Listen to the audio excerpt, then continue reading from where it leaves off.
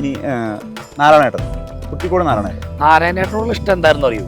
മലയാള സിനിമയിലേ KPSC ലളിത ചേച്ചി ചിലപ്പോൾ ഒരു സീനിലേക്ക് വരിക, പക്ഷെ അവർ ആ സിനിമയിൽ നിറഞ്ഞു നിന്നു അറിയിച്ചു പോകുന്ന പോലത്തെ ഒരു കഥാപാത്രം, ഒരു ആക്ടറാണ് എന്ന പോലെയാണ് നാരായണേട്ടൻ. നാരായണേട്ടൻ അവിടെ വന്നു എന്ന് നാരായണേട്ടൻ വന്നാൽ തന്നെ അറിയിക്കും. അങ്ങനെ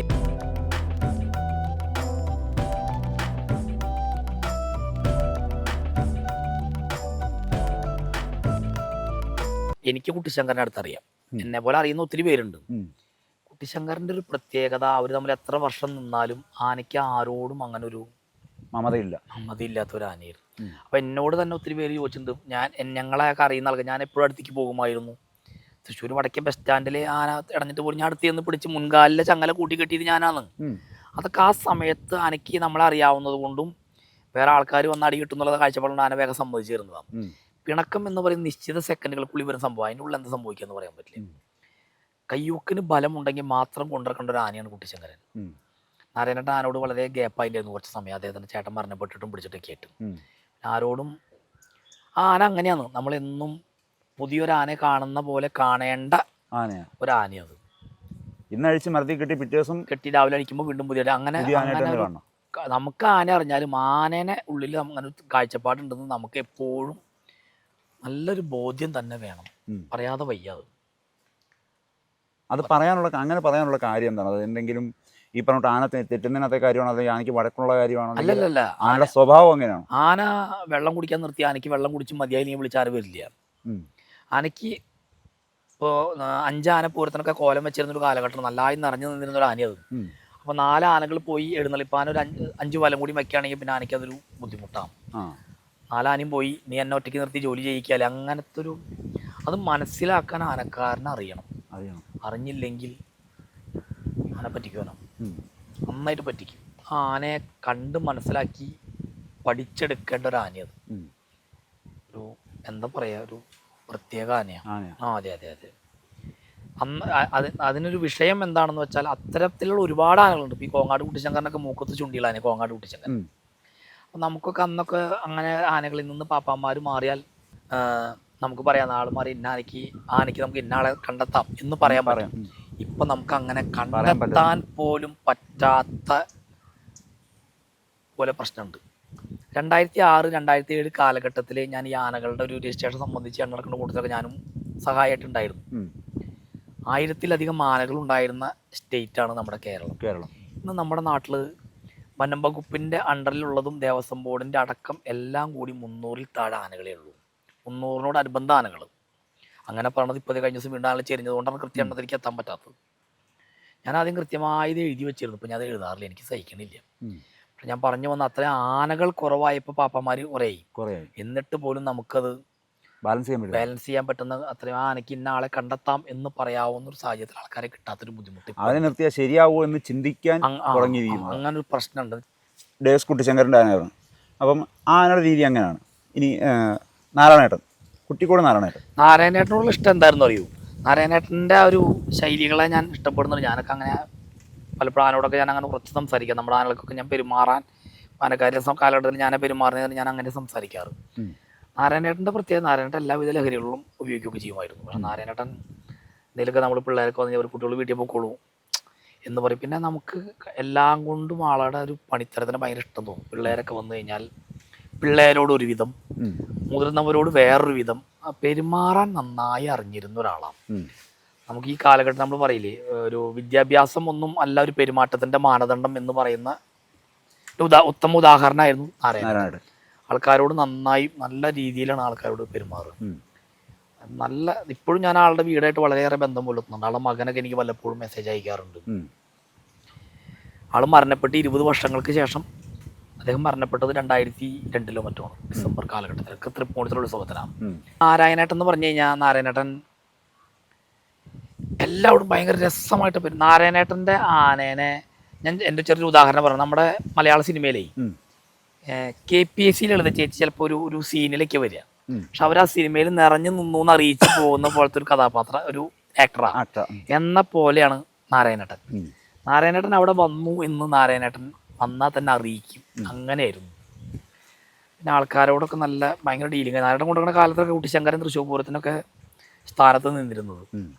ഉത്രാളിക്കാവ് പൂരത്തിന് കോലം കയറ്റി അങ്ങനെയൊക്കെ അങ്ങനെ പോയിരുന്നു. പിന്നെ നാരായണേട്ടൻ ആനും കൂടി വരുന്ന കാണാൻ തന്നെ ഭംഗിയായിരുന്നു. ഒരു ചുവന്ന ഷാള്, നല്ല ഭംഗിയുള്ള തുകലിൻ്റെ ബെൽറ്റ്, തൊട്ടിവടി, ചുവന്ന ഗോപി, അങ്ങനെയൊക്കെ ഇട്ട് ഭയങ്കര ഒരു അഡ്രസ്സ് ചെയ്യാൻ ശ്രമിക്കുമായിരുന്നു. അപ്പോൾ അതെനിക്ക് ഭയങ്കര ഇഷ്ടമായിരുന്നു നാരായണേട്ടൻ. പിന്നെ പണ്ട് കാലത്ത് കയറിയിട്ടുള്ള ആനകളൊക്കെ സൂപ്പർ സ്റ്റാർ ആനകളായിരുന്നു. മണിയേട്ടന് ഓർമ്മയുള്ള ആനകളൊക്കെ? ഞാൻ നാരായണേട്ടനെ ആകെ എനിക്കൊരു ആന അറിയുള്ളൂ, തിരുവമ്പാടി കുട്ടിശങ്കരനെ. നാരായണേട്ടൻ വന്ന കാലത്തുള്ള എല്ലാ ഫോട്ടോസും എനിക്കറിയാം, എൻ്റെ കയ്യിലുണ്ട്, എനിക്കറിയാം. അപ്പം എനിക്ക് ആ ആനകളെ തന്നെ എനിക്കറിയാമല്ലോ. അതൊക്കെ ഞാൻ നാരായണേട്ടൻ മാറിയതിനു ശേഷം ആനകളെ ഞാൻ കണ്ടിട്ടുണ്ട്. നാരായണേട്ടൻ കയറിയ ആനയാണ് ഈ കണ്ടംപുള്ളി വിജയൻ. കണ്ടംപുള്ളി വിജയൻ എന്ന് പറയുന്ന ആനയ്ക്ക് അവരുടെ വീട്ടിൽ നിന്ന് ഒരുപാട് പ്രായത്തിന് ശേഷം വന്നത്. നല്ല അങ്ങനെ യൗവനയുക്തനായി നിൽക്കുന്ന കാലഘട്ടത്തിലാണ് ആൾ കയറിയിട്ടുള്ളത്. കീരങ്ങാട്ട് വിജയനായിരിക്കും 2 കൊമ്പുള്ള ആനയുടെ കാലഘട്ടത്തിൽ. നാരായണേട്ടനും കയറിയിട്ടുണ്ട്, ഈ മായനൂർ കുമാരേട്ടനും കയറിയിട്ടുണ്ട്. പിന്നെ നാരായണേട്ടൻ കണ്ടംപുള്ളി ബാലനാരായണൻ നിന്നിട്ടുണ്ട്. പിന്നെ ഗുരുവായൂർ നടക്കി വെച്ച സുദീപനാനെ ഗുരുവായൂർ വെച്ച് കയറിയത് ആളാണ്, പക്ഷെ ജോലി ആൾക്ക് കിട്ടിയില്ല.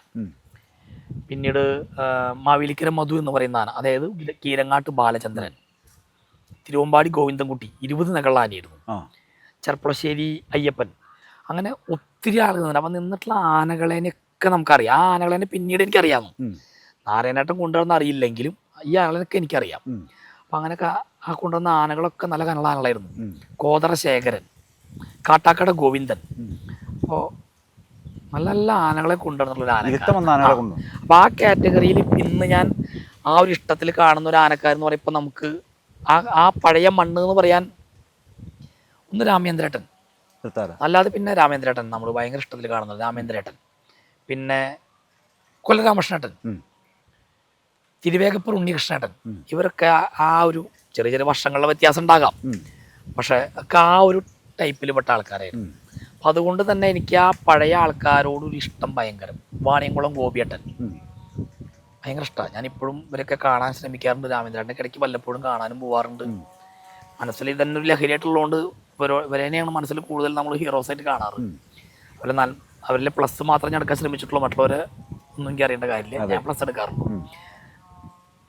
പിന്നെ അതിനുശേഷം തിരുവമ്പാടി ആന, ഇപ്പം അതിനകത്ത് ഈ പറഞ്ഞോട്ട് ഗോവിന്ദൻകുട്ടി, തിരുവമ്പാടി പഴയ ആനകൾ, രാമേന്ദ്രൻ, ഈ ആനകളുണ്ടായിരുന്ന പ്രത്യേകത എന്ന് പറഞ്ഞാൽ ഇപ്പോഴത്തെ കൂട്ട് പ്രായമാകുമ്പോൾ ശോഷിച്ചു പോകുന്ന അവസ്ഥയല്ല. ചേട്ടൻ പറഞ്ഞോട്ട് മരണം അടുത്ത് നിൽക്കുമ്പോഴും നട്ടല് മൂടി നിൽക്കുന്ന ആനകളാണ്. അപ്പോൾ ആനകളുടെ പ്രത്യേകത വെച്ച് നോക്കുമ്പോൾ ഈ ആനകളുടെ ചേട്ടൻ കണ്ടിട്ടുള്ള പ്രത്യേകത എന്തൊക്കെയാണ്? അത് ഇതിപ്പോൾ ചോദിച്ചതിൻ്റെ കാര്യം എന്താ വെച്ചാൽ, അന്നൊക്കെ ആനകൾ യഥേഷ്ടം ആനകളെ ഉത്സവങ്ങൾക്ക് ലഭ്യതയുള്ള കാലഘട്ടം ഉണ്ടായിരുന്നു. ഇതിപ്പോൾ ആനകൾ വളരെ കുറവായതുകൊണ്ട് ആനകൾക്ക് ജോലിഭാരം കൂടുതലാണ്. അത് മറച്ചു വയ്ക്കാൻ പറ്റില്ലല്ലോ. ജോലിഭാരം കൂടുതലായതുകൊണ്ട് സഞ്ചാരങ്ങൾ കൂടുന്നു പിടിക്കുന്നു, വരുന്നു, എത്തിപ്പെടാൻ പറ്റാതെ ആവണതിൻ്റെ പ്രശ്നങ്ങൾ ശാരീരികമായിട്ടുണ്ട്. അതിനേക്കാളെല്ലാം ഉപരി സംരക്ഷണത്തിൻ്റെ കുറവ് ഉണ്ട്. സംരക്ഷണം വേണം. പിന്നെ പണ്ടൊക്കെ ആനകൾ പണിക്ക് പോയിരുന്നു, മരം പിടിക്കാൻ പോയിരുന്നു. ഇപ്പോൾ ഒരു മരം പിടിക്കാൻ പോയാൽ തന്നെ അടുത്ത വീഡിയോ വരുന്നു, കണ്ടില്ലേ, ആനയെ പീഡിപ്പിക്കുന്നു, ആനയെ മരം പിടിപ്പിച്ച് ജോലി ചെയ്യിപ്പിക്കുന്നു എന്നൊക്കെ പറഞ്ഞ് ഇതൊക്കെ ചെയ്തിരുന്നു. ആന മനുഷ്യജീവൻ ഉള്ള കാലം മുതലേ ആനകളും മനുഷ്യനും തമ്മിൽ അഭേദ്യമായ ബന്ധമുണ്ട്. ആ മൂവാറ്റുപുഴയുടെ അവിടെ പാലം മറ്റും പണിതുണ്ട്, ആനകളുടെ സേവനം എന്ന് എഴുതിയ ബോർഡ് തന്നെ ഉണ്ടായിരുന്നു, ഞാൻ കണ്ടിട്ടുണ്ടോ? അപ്പോൾ വേണമെങ്കിൽ ചോദിക്കാം, അതൊക്കെ ആ കാലഘട്ടം മാറി ഇപ്പോൾ മിഷനറികളിലേന്ന് ചോദിക്കാം. അതൊക്കെ ഉണ്ടെങ്കിലും നമ്മുടെ ജീവിതത്തിൽ നടത്തി മാറ്റാൻ പറ്റാത്തൊരു ജീവിയാണ് ആന, പട്ടി, പശു. ഇതൊക്കെ നമ്മുടെ ദൈനംദിന ജീവിതത്തിന്റെ ഭാഗം നമ്മൾ നന്നായി സംരക്ഷിക്കണം എന്ന് മാത്രം. അല്ലാതെ ആനയെ മാത്രം വിരോധം, പശുവിന് പ്രത്യേക സ്നേഹം, പട്ടിയെ പറ്റി ആ സ്നേഹം വേണ്ട, അല്ലാതെ ഒരുമിച്ച് സ്നേഹിച്ചാൽ മതി. അത്രയുള്ള കാര്യം. അപ്പം നമ്മുടെ ആ ഒരു ശ്രീജിത്ത് എന്ന വെളപ്പായ മണികണ്ഠനിലേക്ക് വരുന്ന ഒന്നാമത്തെ കാലഘട്ടം കഴിഞ്ഞു തിരുവമ്പാടി. അതിനുശേഷം പിന്നീട് ഇങ്ങോട്ട് അടുത്ത കാലഘട്ടത്തിലേക്ക് വരുമ്പോൾ പിന്നീടുള്ള ആനപ്രേമം അല്ലെങ്കിൽ ആനകളോടുള്ള വഴിനടത്തം എങ്ങനെയായിരുന്നു? അപ്പോൾ അത് പറിച്ചിട്ട് പറയാൻ കുഴപ്പമില്ല. അല്ലെങ്കിൽ ഇപ്പോൾ അടുത്ത ക്വസ്റ്റ്യൻ വരും. ഞാൻ അതിന് മുൻപ് പറയണം, മണിച്ചേട്ടന് സ്വന്തം ആനയുണ്ടോ? മണിച്ചേട്ടന് ആനയില്ല. ഒരു വിഷമം വരും. മണിച്ചേട്ടന് സ്വന്തമായിട്ട് നോക്കണ ആനകളുണ്ട് 3 എണ്ണം.